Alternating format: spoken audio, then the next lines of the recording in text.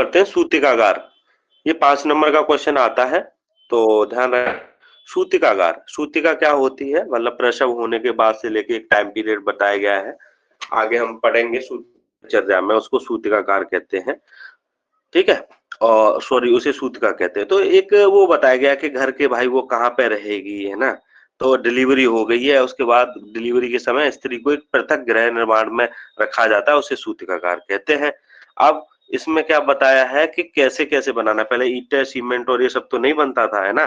तो उन्होंने बताया कि कुछ लकड़ियों की बनेगी, है ना, लकड़ियों का बनता है। तो जाति के हिसाब से बताया कि अगर वो फीमेल इस जाति की है तो वो ये होगा, इस कुल से आती है तो ये होगा, ठीक है। ऐसा किसने बताया? आचार्य सुश्रुत ने बताया। तो उन्होंने क्या बोला, अगर जो फीमेल है वो ब्राह्मण है तो उसकी जो भूमि है वो श्वेत होगी, यानी जो उसकी भूमि है वो कैसी, श्वेत वर्ण वाली होनी चाहिए। अगर क्षत्रिय है ना, तो क्षत्रिय है तो क्या है, रक्त, क्षत्रिय होते नहीं है जो लड़ाई वड़ाई करते हैं, क्या बोलते हैं, युद्ध होते थे पहले, तो रक्त भूमि ऐसे याद कर लेना। वैश्य, पीत भूमि और शूद्र जो होते हैं उनके लिए कृष्ण भूमि का बताया गया है। अब कौन से जाति के लिए कौन सी लकड़ी, तो कास्ट यानी लकड़ी।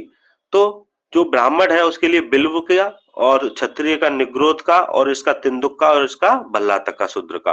तो इसे कैसे याद रखोगे, बिल्लू की टीवी, किसकी टीवी, बिल्लू की टीवी, बिन्नू सॉरी, बिन्नू की टीवी, ठीक है। बिन्नू से क्या हो गया, बे से हो गया बिल्व, नू से क्या हो गया, न्योग्रा, ठीक है।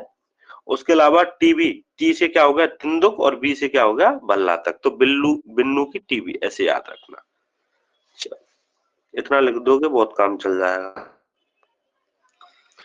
तो क्या बताया गया है कि 8 हाथ लंबा होना चाहिए और 4 हाथ चौड़ा होना चाहिए, 8 इंटू 4 याद रखना, ठीक है।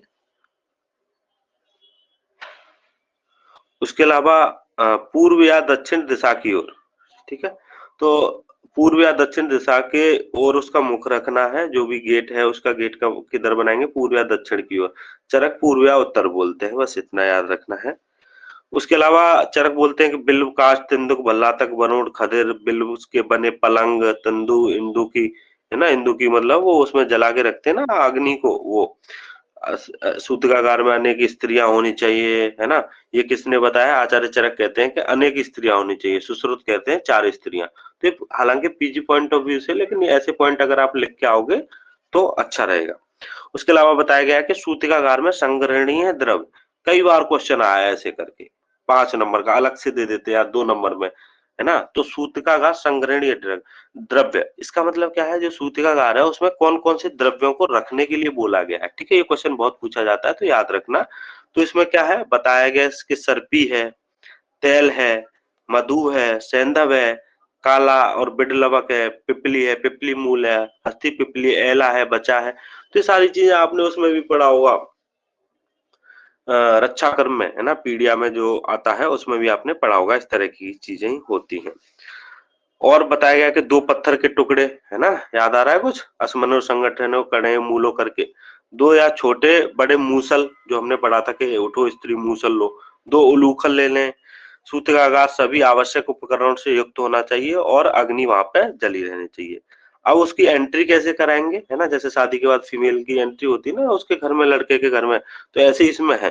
तो उन्होंने बोला 9 मास के प्रारंभ हो जाने पर पुण्य दिन में मैत्र मुहूर्त में शांति होम कराकर, गौ के, ब्राह्मण के, अग्नि के, जल के प्रथम प्रवेश कराकर, तत्पश्चात पुण्य शब्दों का उच्चारण करते हुए, वो गाना नहीं गाती है लेडीज पीछे पीछे, है ना, कुछ गाती है ना, उस तरीके से फिर क्या करेंगे आप, पहले सीधा पैर रखना है उसका, दक्षिण पैर से सूतिकागार में प्रवेश कराए और वहीं रहकर प्रसव काल की प्रतीक्षा करें।